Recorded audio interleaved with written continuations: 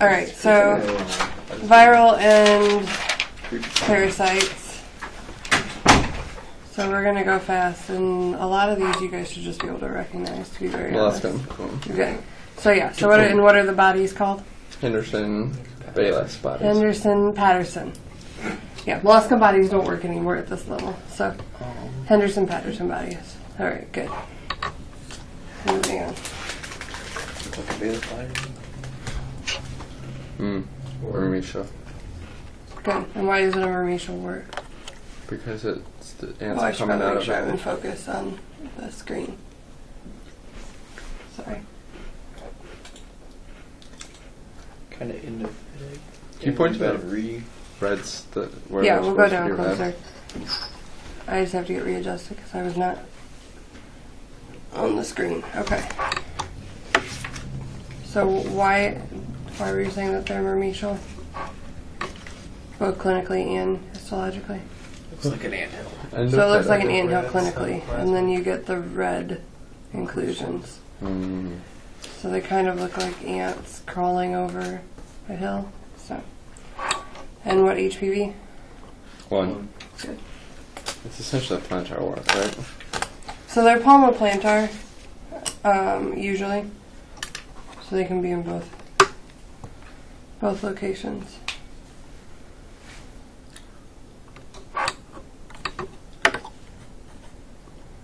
So what do you think? Another one? Yep, it's just another one. So it looks exactly the same.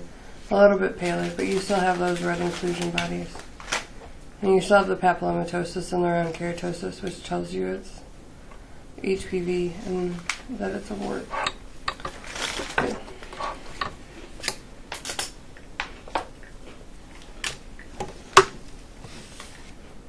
Okay.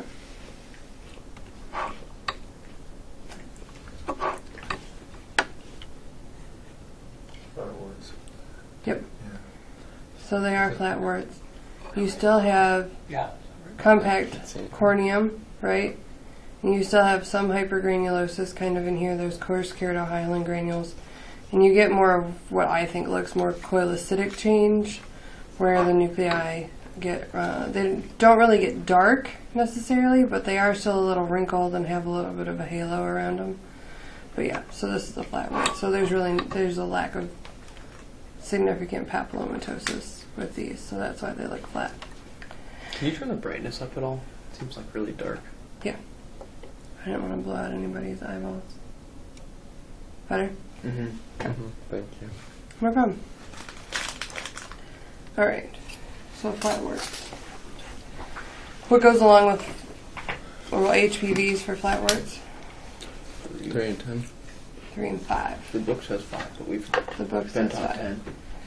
And what else do you have to think of when you think of flat warts that might be similar in appearance? EV. EV?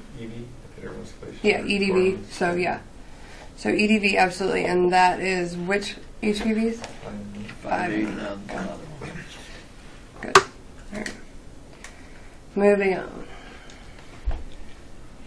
So what do you guys notice right off the bat? Okay. Yeah. Very good. Sorry. So you have ballooning degeneration of the epidermis, right?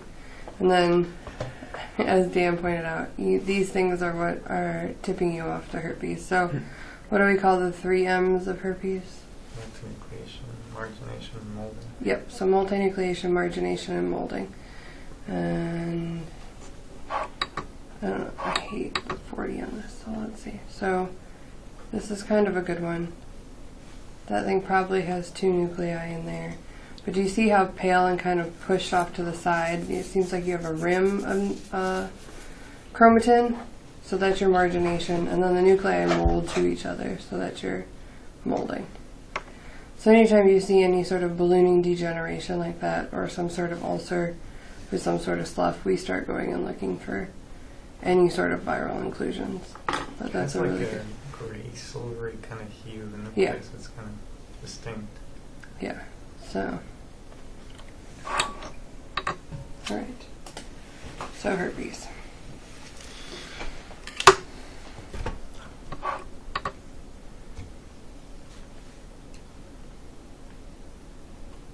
We're going to pick this piece because it doesn't have. It's HPV. Yep, so Something. good. So it's definitely HPV, right? And you're saying that because you see these guys. So corticolytic change, right? And it's not really pointy papillomatosis, right? Like what we think of with like a verruca vulgaris. Probably condyloma. Yeah, so it is. It's a condyloma. So I think of condylomas more as being rounded as opposed to pointy or church spire papillomatosis. You still get the same thing that you do with all HPV change. So you still get some of that rounded parakeratosis in here, right? You do get coarse keratohyalin granules. They're just not quite necessarily as prominent, and some of them are more prominent. It's more prominent in some condylomas than others. But you do have corticolytic change, right? So these guys are crinkled and wrinkled and have a little bit of a halo in there. So that's good corticolytic change. How is it different from verrucous carcinoma? So verrucous carcinoma, you cannot discreetly tell necessarily on a biopsy. So Okay. here's the problem, because it's got very pushing borders. They talk about it being like elephant feet. Smooth again. Yeah, so Right. they're very rounded and contoured, and so it's a clinical context, and you almost have to get an edge of a lesion in your biopsy. So it's not, you're not necessarily going to get it with a shave or a punch, just because a lot of times you don't get the base of it, which is really what you need, because histologically it looks very bland. And so it's really more of looking for that invasive pattern into the dermis. Okay. So it's a really hard diagnosis to make without an appropriate tissue sample. All right. I'm not going to lie to you all, the worms are the least of my favorite. It's either, So, it's either onchocerca or what's the other one? So, Looking for them uteri. looks like we got nothing, something, Yeah. right?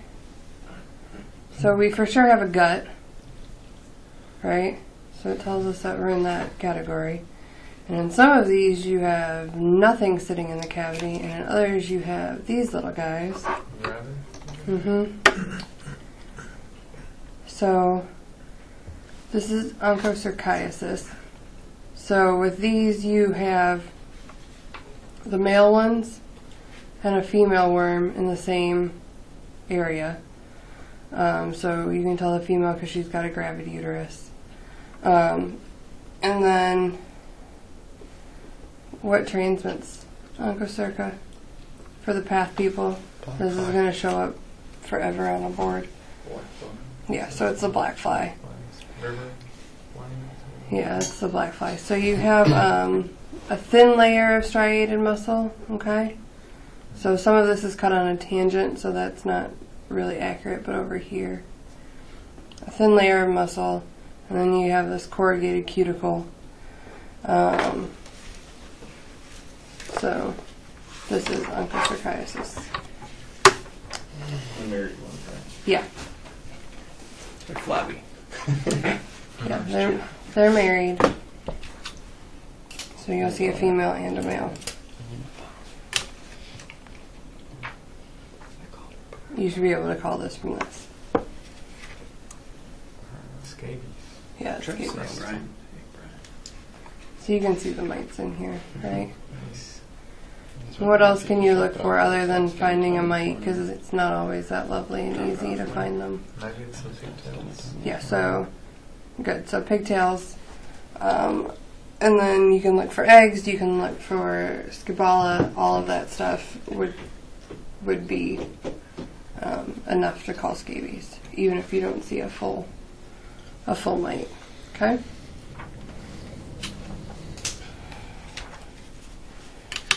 Is it best to do a punch for like crusty scabies, or do you just do a shave? You can. It doesn't really matter because most of the time they're in the corneum. Okay. So, and if you really think it's scabies, if we don't see them on the first set of levels, we'll get levels and look for them most of the time. All right. So So you obviously have a reaction, right? So you've got histiocytes and neutrophils, and there's probably some eos in there too. This guy is what? Yeah, so this is diarrhea.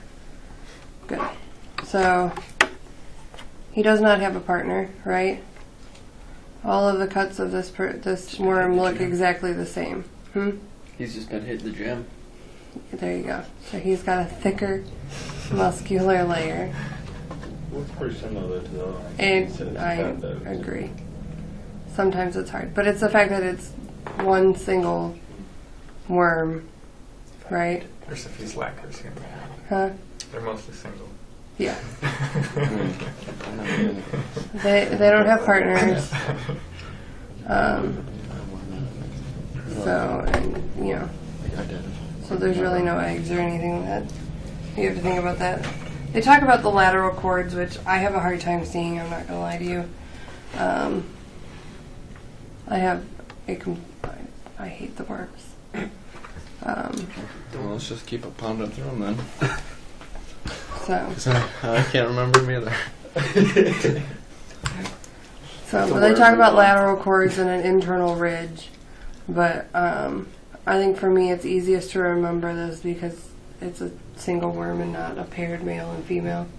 And that's how I would differentiate it. Because I think it looks most like Onchocerca.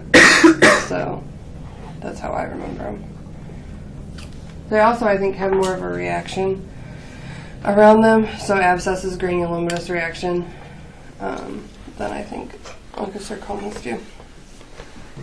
All right.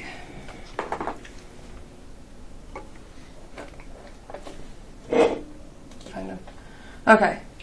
So this one's really difficult, I think, if you find it from low power, and I think you really have to have some sort of history for you to actually be able to figure it out and find it. But what is that? That's a microflaria. So good. So you can find them in the lymphatics, you can find them in the dermis, and they have, so for onchocercaria ones, they have kind of a sheath to them. So sometimes at the head and the tail, you'll see kind of, and this one's not the best example, but I guess you can see a little bit there. You almost have like a clearing space. And then also they have paired terminal nuclei at their tails, which I think will be more for the path resonance because they'll show you like an actual prep of the worm and not necessarily like a histological section of it, and ask you to differentiate them from like Boucher area and all of that stuff. But yeah, so onchocercarial microflaria.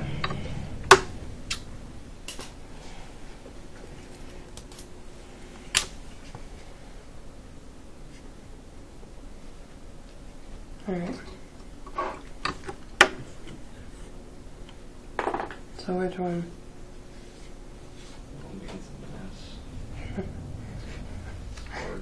Yeah, sparganum. Yeah, so this is sparganum. And you can tell, and this isn't the best one for like the calcifications. That's how I kind of recognize them, just because, so they don't have a gut, and so what they have to do is they kind of have to calcify their waste. And so I always look for the calcifications, or the calcareous bodies is what they call them. So you have the secretory tegument out here, and then you have this row of subtegmental cells that line the outside. Okay?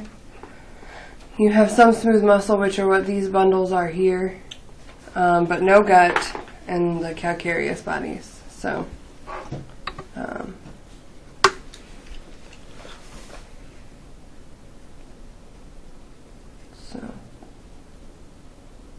I wish I could find some better calcareous bodies for you guys. It's okay. But I'm sure that in one of the boxes there's a second one.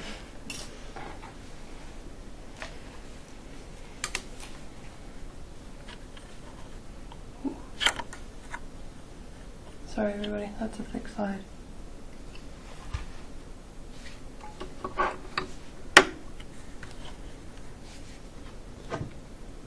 Alright. Yep, so schistosomiasis. So you have these ovoid things with these speckles in the middle.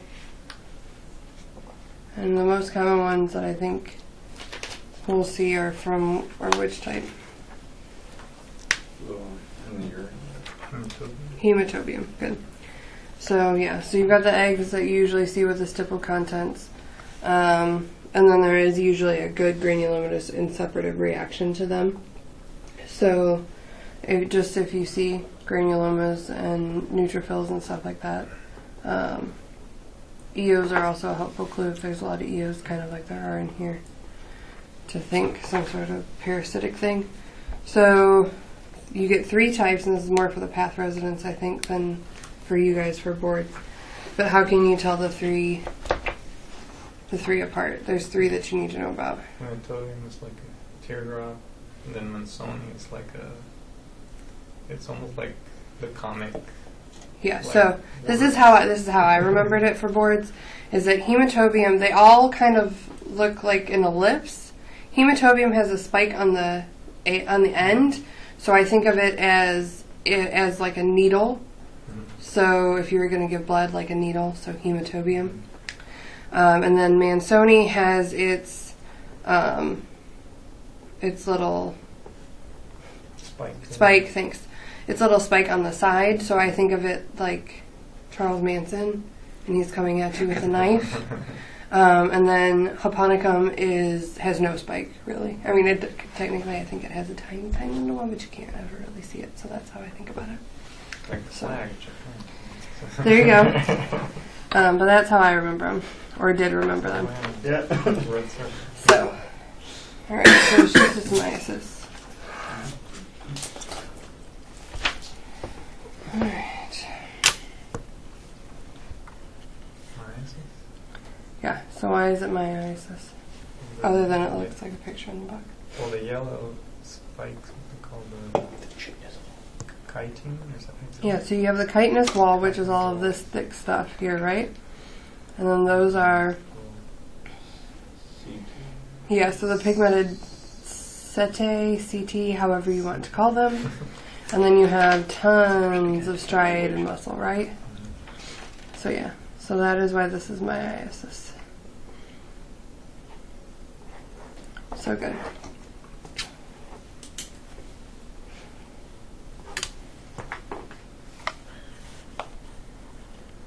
So first of all, where are we at? Acral skin. Good. So this is then tongiasis. Good. So for tongiasis, they're usually fleas, and it's usually a gravid female. Okay? It's usually on acral surfaces, and so the flea stays in the corneum, which it is here. And then you wind up with these red hollow tubules, striated muscle, right? And then you have blood in the gut of the flea. So that's what all of this is blood. So all of those things together make a good diagnosis of tongiasis. So questions so far? Where we did get to that, sure. Okay. All right. So we get to actually Why is it a tick? it like hit about now. We didn't Yeah, so there's a ton of blood, right? And then, So you have a thick wall. this is You also have striated muscle right in here. Actually, a pretty good example of striated muscle.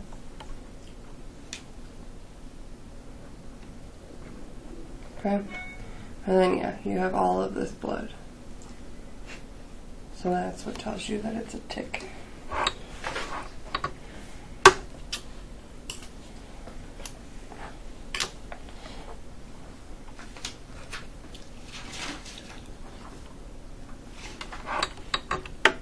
So this one I think is a little bit harder.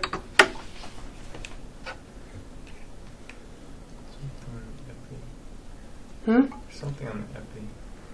So you have some serum and some crusting. I don't know what that is, if that's something mite-ish or not. But what's going on in here? There's EOs. Yep, so there's lots of EOs. So you have a superficial and deep-ish. This one's not the best example of deep, but in general, this reaction is usually superficial and deep, usually wedge-shaped, right? And then you have perivascular and interstitial mixed infiltrate with eosinophils.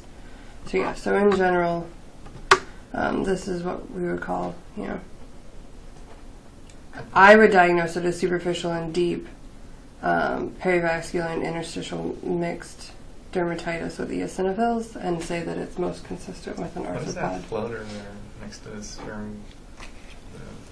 The floater next to her, The sweat glands at the edge of that punch. it could be a mite. Yeah. I also think that that's probably a piece of a mite. Yeah. But no, it doesn't. But this is the same reaction that you get with scabies or any sort of arthropod. Scabies can give you a little bit more of a superficial thing. Anything that's like a timid arthropod that's not, a discrete bite, something that more stings or something like that, will give you more of a superficial reaction than it will superficial and deep. Okay?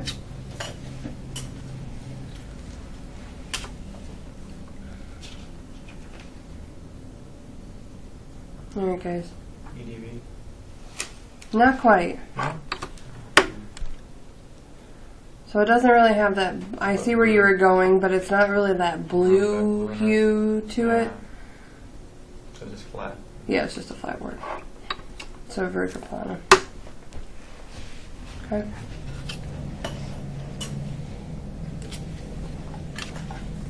So this one, God help us all if we see it again.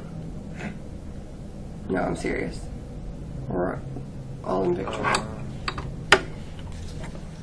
Yeah, so this is smallpox. So you've got reticular degeneration of the epidermis. And then, The Guarneri. What do they call the Guarneri body? Yes, I believe so. So you also have reticular degeneration, epidermal necrosis. Theoretically, you should have cytoplasmic, eosinophilic cytoplasmic inclusions, which I think when something is this necrotic can be very difficult to see.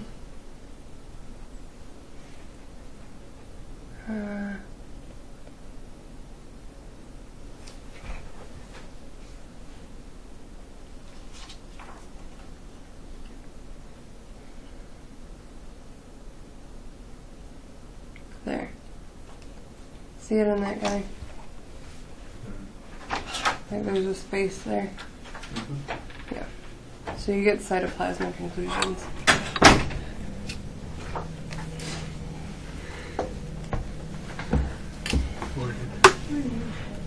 Alright.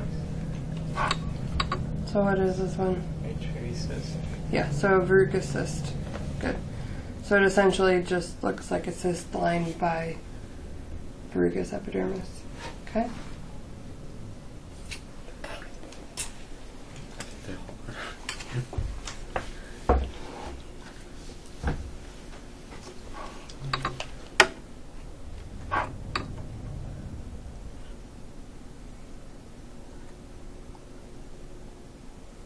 Or? Why do you say or? Because it looks like acroscan with reticular degeneration. There's those little Good. pollutions.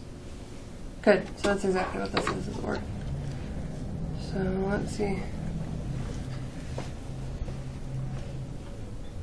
Bacteria too. It's also a little pale to look for inclusions, unfortunately, but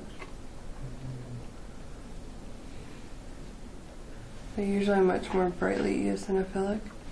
But yes, so reticular degeneration, you're right, we are on acral skin, right? And then, yeah, the eosinophilic cytoplasmic inclusions would make you think orf. So good.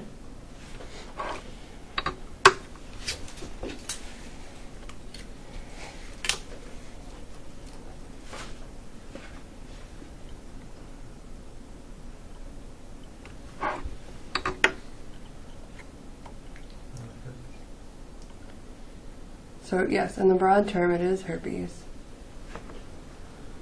But what does herpes include? VC.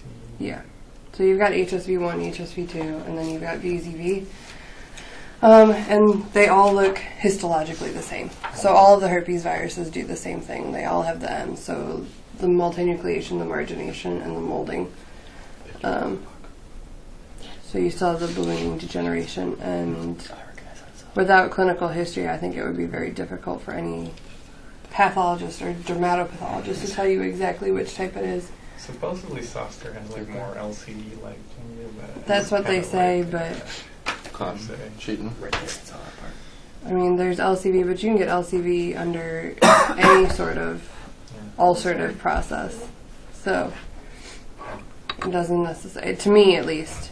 So what was this one called? This one was VZV. So, but to me it looks just like herpes, which means that most of the time we won't say Right. herpes, we'll say herpetiform type of thing, and then based on your clinical, we go from there. So,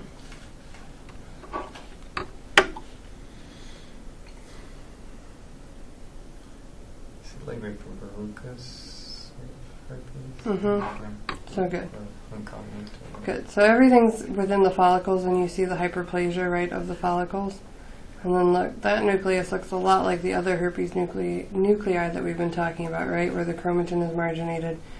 You have a multinucleated cell right here, right, and then you've got some good nuclear molding over here, where they're not round or oval. So verrucous zoster, you get more of the papillomatosis, and the herpes effect is mainly in the follicles. So, good. So that is verrucous zoster. It's a really good example.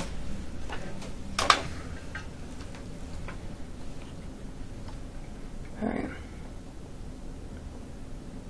So, we definitely have an ulcer, right?